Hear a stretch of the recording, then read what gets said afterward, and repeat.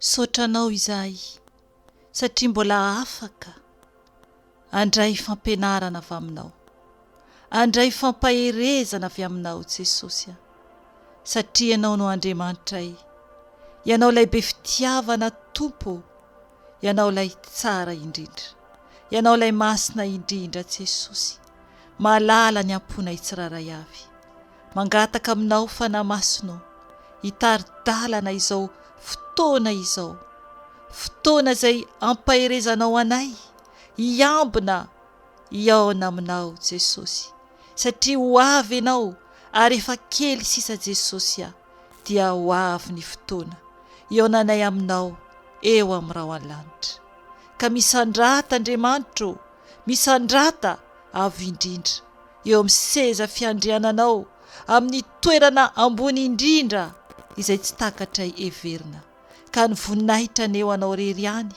hatramin'ny taloha indrindra sy ankehitriny ary ho mandrakizay doria. Amen. Ry havana, ny tenin'Andriamanitra izay omeny fanahy masina antsika anio izay hitondrasany antsika Hibebaka, dia ny amin'ny fampahafantarana tsara hoe inona moa no lalana tokony arahantsika tokoa ahafahantsika tena ho zanak'Andriamanitra mba ho tafiditra ao an-danitra. Raha mahita ny sary ianao eto amin'ity video ity, dia mampafantatra antsika fa misy ny lanitra ary misy koa ny afobe, ary ny soratra izay tenin'Andriamanitra ao amin'ny Apokalypsy 20:5-10 dia ho vakiako izany amin'ny anaran'i Jesosy Tompo. Ary raha nisy tsy hita voasoratra tao anatin'ny bokin'ny fiainana, dia natsipy tany amin'ny farihy afo izy. Amen. Ry havana, tena mampatahotra io soratra io. Mazava tsara ny tenin'Andriamanitra, ary raha raisitsika tena hoe hovakintsika, hodiniantsika, ampiaritsika amin'ny tenantsika, dia ho fantatra antsika tsiraray avy fa ho avy ny fotoana, ho avy ny fotoana izay ahatanterahan'io soratra io.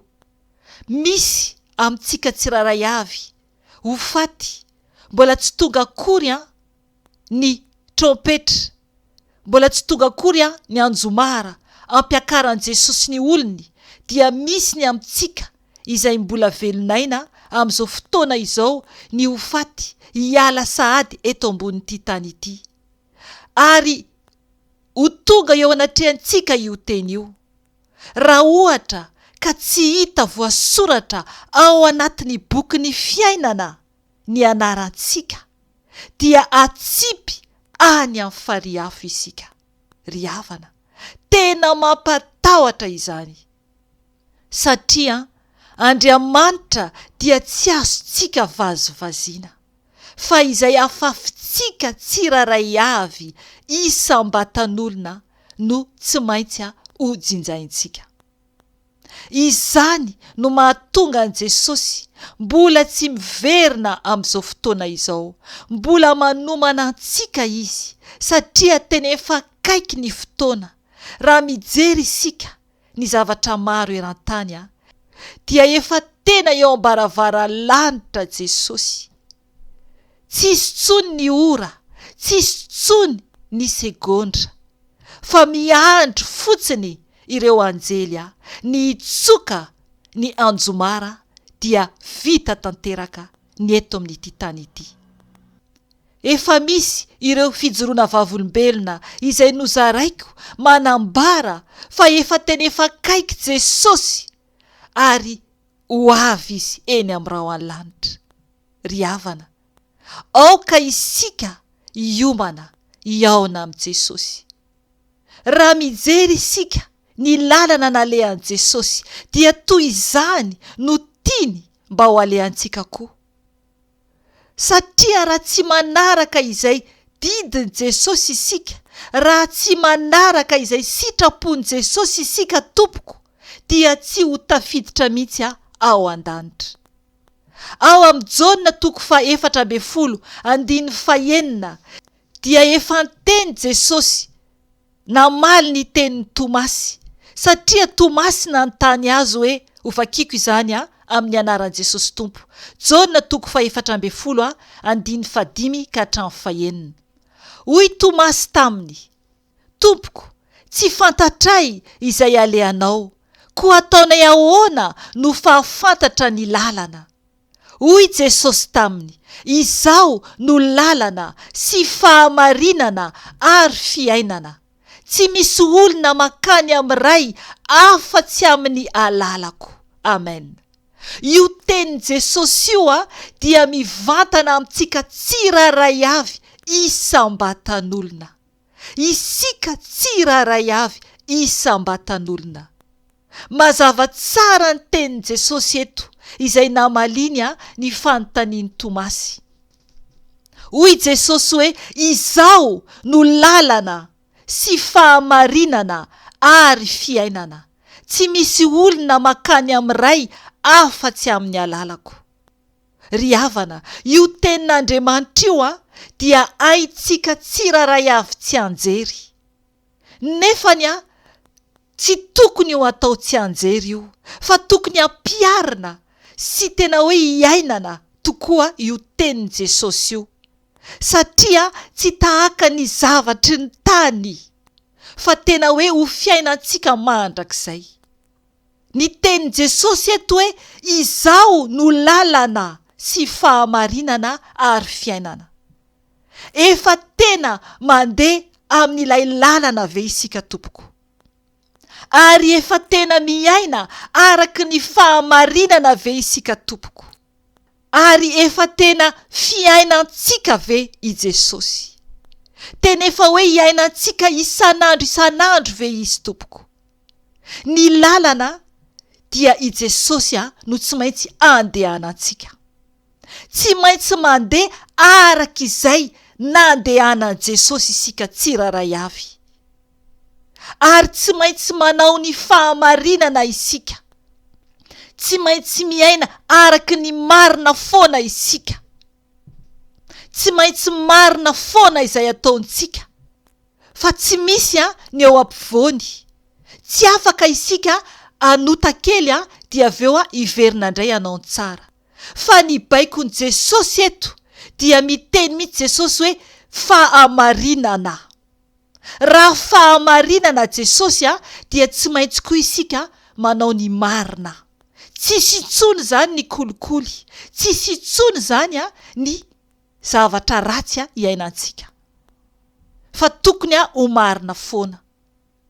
Ary ny teny koa Jesosy hoe fiainana, izy no fiainana. Ny fiainantsika ve fitaratra? Ny fiainantsika ve modely tahaka an Jesosy? Sa manao izay tiantsika atao isika? Ireo teny anankitelo ireo izay navoakan Jesosy dia tsy maintsy ho tanterahintsika raha milaza isika hoe zanak'Andriamanitra, raha milaza isika hoe kristianina, raha milaza isika hoe hiditra any an-danitra. Tsy maintsy mandeha amin'ny lalan Jesosy isika. Tsy maintsy miaina amin'ny fahamarinana isika tahaka an Jesosy. Ary tsy maintsy ho fiainantsika izany. Tsy maintsy isika mankatoa io tenin'i Jesosy io hoe izao no lalana sy fahamarinana ary fiainana. Ary ampino hoe tsy misy olona makany amin'ny ray afa-tsy amin'ny alalako. Ry havana, Jesosy no tonga tetỳ ambonin'ny tany dia nanao ny marina foana izy satria izy ilay fahamarinana. Ary natorony antsika ny lalana. Nefa ny tena zavatra miseho amin'izao fotoana izao ary mampalahelo be dia be ny tsy manaraka izany lalana izany. Jesosy dia nanaiky natao batisa. Nampianariny antsika tsara ny lalana tokony izorantsika. Ny batisa izay voalaza ary amin'ny asan'ny apôstôly izay notenen'ny Petera tamin'ireo olona izay nangetaeta anaraka an' Jesosy. Dia hoy Petera ao amin'ny Asan'ny Apôstôly 2:7-30 mivaky toy izao amin'ny anaran'i Jesosy. Hoy Petera taminy: mibeba ary aoka samy atao batisa amin'ny anaran'i Jesosy Kristy ianareo rehetra, mba hahazo famelana ny elokareo, ary ianareo andray ny fanomezana dia ny fanahy masina. Amen. Mila zany isika tompoko tsy maintsy manaraka ny baikon'ny Jesosy. Araka ny tenen'ny Petera teto, no nefa lasa Jesosy dia ny baiko nomeny Jesosy an'ireo mpianatra, dia miteny hoe mibeba ary aoka ho samy atao batisa amin'ny anaran'i Jesosy Kristy ianareo rehetra, mba ahazo famelana ny elokareo. Zay zany isika vo afaka ny elokantsika. Dia toy izany ten'Andriamanitra hoe ary ianareo andray ny fanomezana dia ny fanahy masina. Ao arinany batisa, isika efa lehibe no atao batisa satria mibebaka aloha, araka ny tenen'ny ten'Andriamanitra eto. Izay vao atao batisa.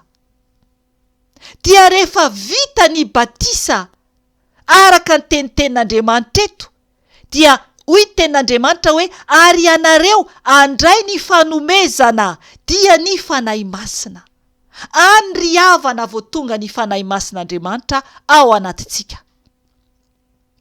Ny batisa izay notenen'i Jesosy tamin'itsika, satria maro ny manova izany. Ny batisa dia ny batisa izay nataony Jesosy, fa tsy mametraka rano kely eo amin'ny lohan-jaza na ataony fiangonana maro ankehitriny, fa ny batisa eto izay nataony Jesosy dia izy tenany mihitsy no nanao izany, mba ho hitantsika hoe ahoana no arahantsika.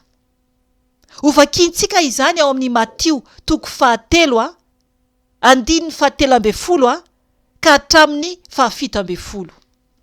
Ho vakiko amin'ny anaran'i Jesosy Tompo. Ny nanaovana batisa an' Jesosy. Ary tamin'izay Jesosy dia avy tany Galilea, ka tonga teo amoron'ny Jordana, dia nanantona an Jaona izy mba ataony batisa. Fa nanda azy Jaona ka niteny hoe: izao no tokony ataonao batisa, ka ianao indray va no makaty amiko? Nefa namaly azy Jesosy hoe: ekeo ihany ankehitriny, fa izao no mety amintsika mba ahatanteraka ny fahamarinana rehetra. Dia nekeny izy. Ary raha vao vita batisa Jesosy, dia niakatra avy tao amin'ny rano avy hatrany, ary indro nisokatra taminy ny lanitra, ary hitany ny fanahin'Andriamanitra nidina tahaka ny voromailala nakeo amboniny. Ary injao nisy feo avy tany an-danitra hoe: ity no zanako malalako izay sitrako. Amen. Teto zany Jesosy tompoko dia nanaiky ho atao batisa. Izy lay Andriamanitra, izy lay zanak'Andriamanitra, izy lay avy any an-danitra tonga tety no nanetri-tena natorony antsika ny lalana tokony atao, izay tokony ho arahantsika sy ho tanterahantsika. Ry havana, tsy azontsika atao mihitsy ny manova ny tenin'Andriamanitra. Raha manova ny tenin' Jesosy isika, dia tsy mpanaradian'i Jesosy. Ny tenin' Jesosy eto dia nanambara tsara ny teny izy tamin'i Jaona, satria i Jaona dia nanda i Jaona anao batisa an' Jesosy. Fa i Jesosy dia niteny hoe: nefa namaly azy Jesosy hoe: ekeo ihany ankehitriny, fa izao no mety amintsika mba ahatanteraka ny fahamarinana rehetra. Dia nekeny izy. Ary vao vita batisa Jesosy, dia niakatra avy tao amin'ny rano avy hatrany. Jesosy zany avy tao amin'ny rano, satria niakatra avy tao amin'ny rano izy avy hatrany vao vita batisa.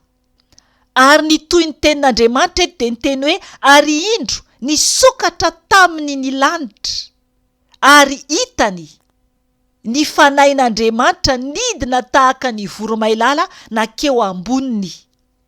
Ary injao nisy feo avy tany an-danitra hoe ity no zanako malalako izay sitrako.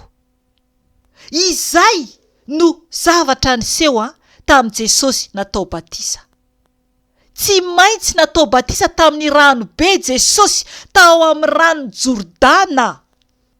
Tsy maintsy tanteraka izany.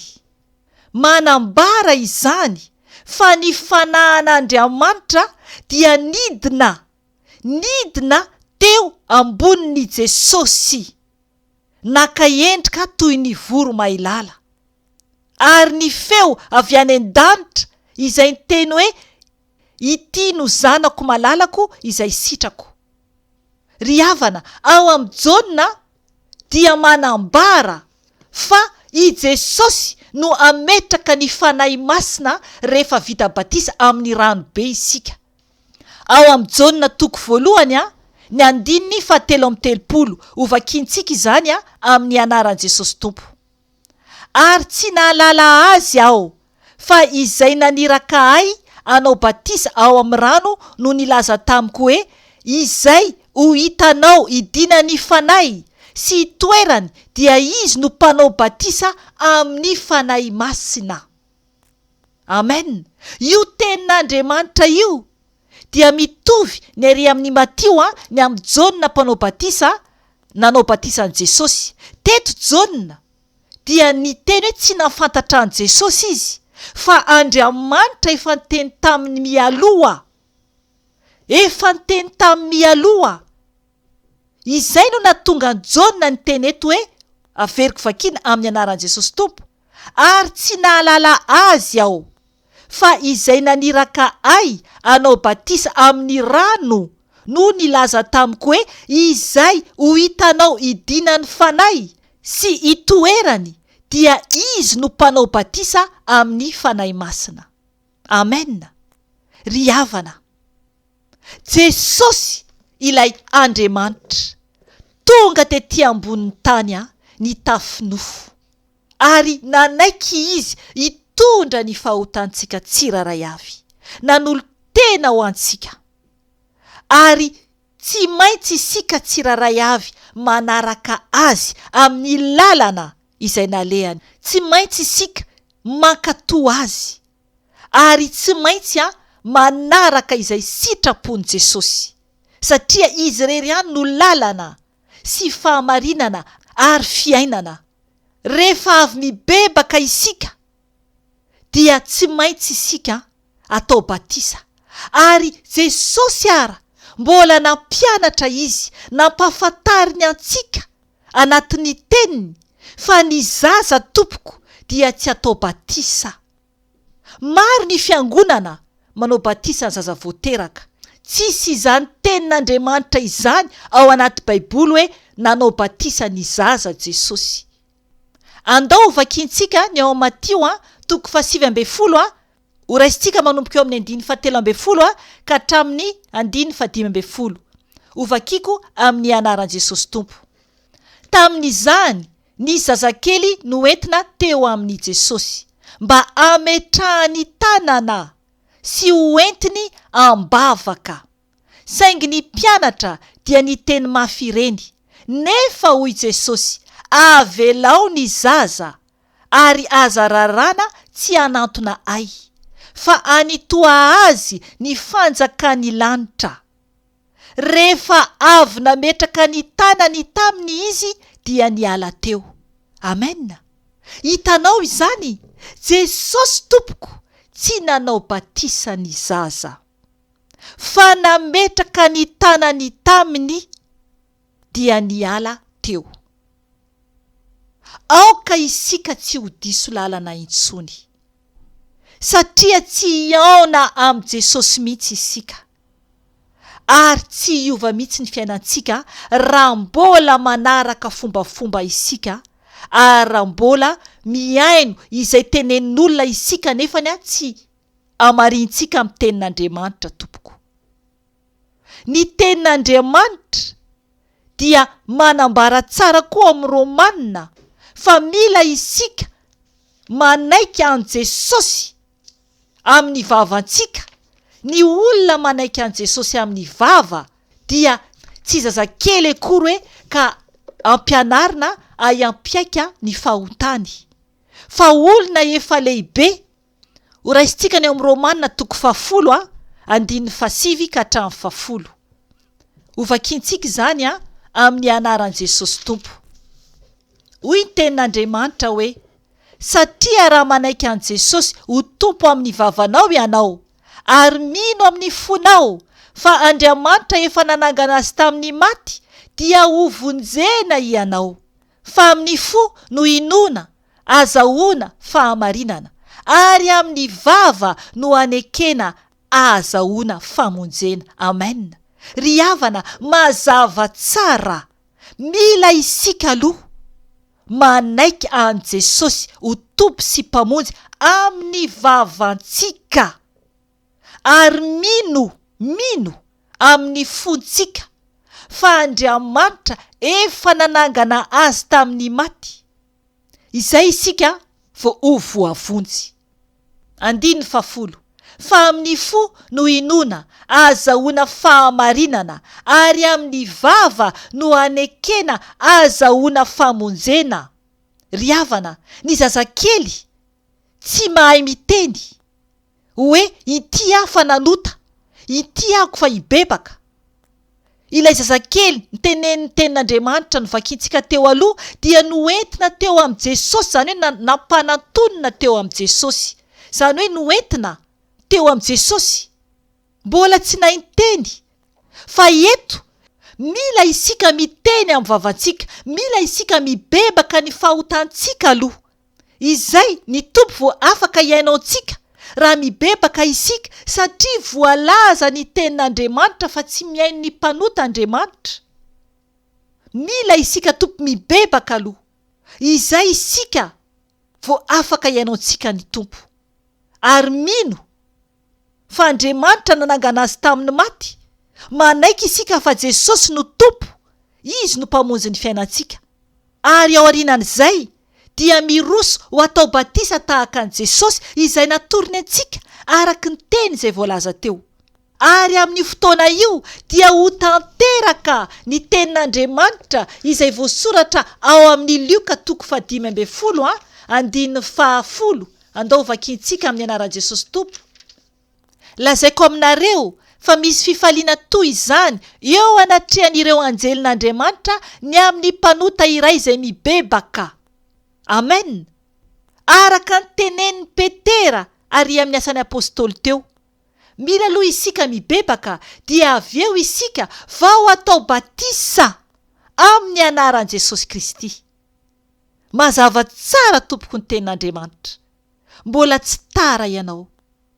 Mbola tsy tara ianao, na iza ianao. Mbola tsy nandray an Jesosy tompo sy mpamonjy ny fiainanao ary mbola tsy nafantatra tsara izay tena tiany tenin'Andriamanitra ambara, dia anio dia fantatrao izany. Satria tiany Jesosy isika tsiraray avy ho tafiditra ny lanitra. Tiany Jesosy isika tsiraray avy tsy ho very any amin'ny afo be. Tiany isika ahazo satroboninahitra.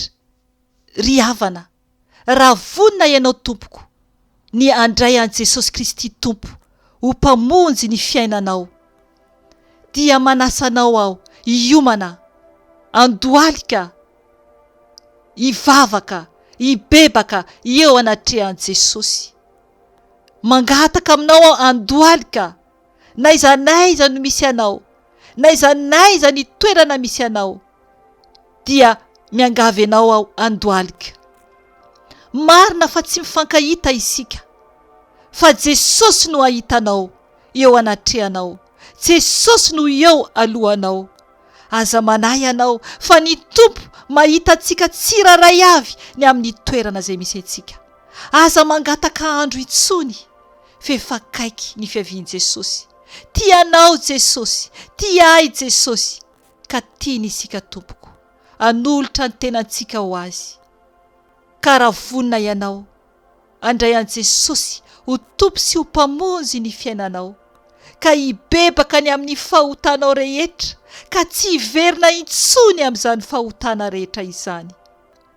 Fa tena vonina ho amin'ny fiainam-baovao, hiomana ho tafiditra ny lanitra, hiomana ho any an-danitra, dia mangataka anao aho amerina izao vavaka izao. Jesosy tompo, misaotra anao izay Jesosy, noho ny fitiavanao tompo, satria mbola tsy tara izay Jesosy. Tompo malalo, ho any amin'iza tokoa moa izahay, ho any amin'iza moa izay Jesosy, tsy mendrika izahay isam-batan'olona Jesosy.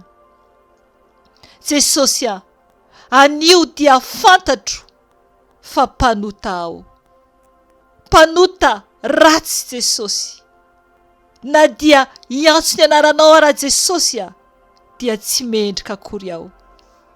Tompo, mibaboka eo anatrehanao aho, mandoalika eo anatrehanao aho Jesosy. Ianao ilay Andriamanitra be fitiavana, Andriamanitra mpamindra fo, no atsoko amin'izao fotoana izao Jesosy. Inty aho Jesosy, mamela ny eloko. Diovy Jesosy, diovy aho Jesosy. Fafao Jesosy ny fahotako rehetra. Fafao Jesosy ny ota ratsy rehetra izay vitako teo anatrehanao. Diovy Jesosy, alao tsy ho eo imasonao. Jesosy, mangataka famelana aminao aho, mangataka famindram-po avy aminao aho. Ka inty aho Jesosy, manolo tena ho anao.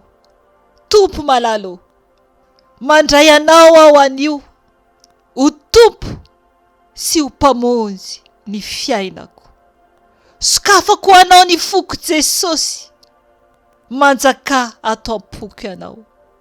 Aoka Jesosy, ny seza ny foko ho anao irery any. Miangavy anao aho Jesosy tompo, midira ato am-poko. Raiso ity adalanao ho zanakao. Tompo, mamindra-fo amiko. Oka ianao no mpanjaka ny foko, oka ianao no andidy sy anapaka ny fiainako Jesosy.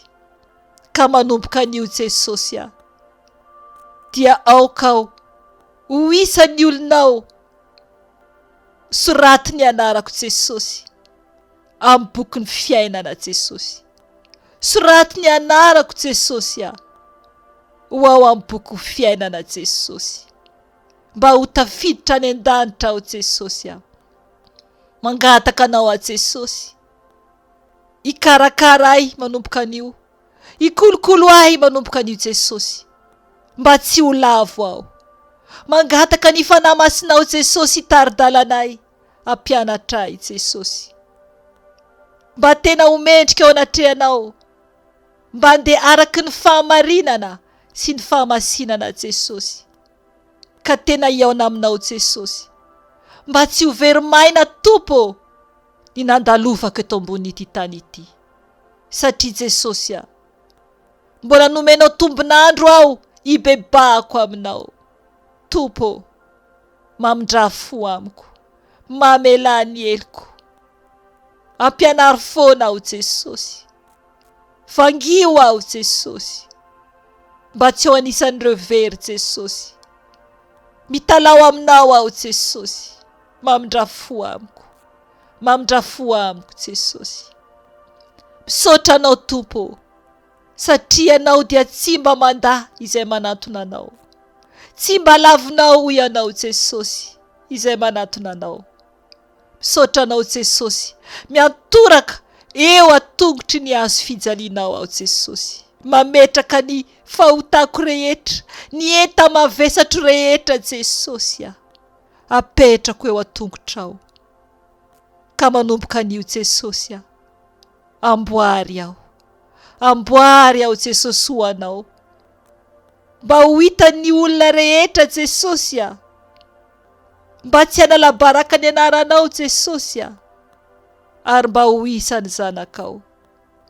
Voninahitra ho anao Jesosy, tera ho anao, aja ho anao, hatramin'ny taloha indrindra, sy ankehitriny ary ho mandrakizay. Misaotra Jesosy, misaotra Tompo. Amen.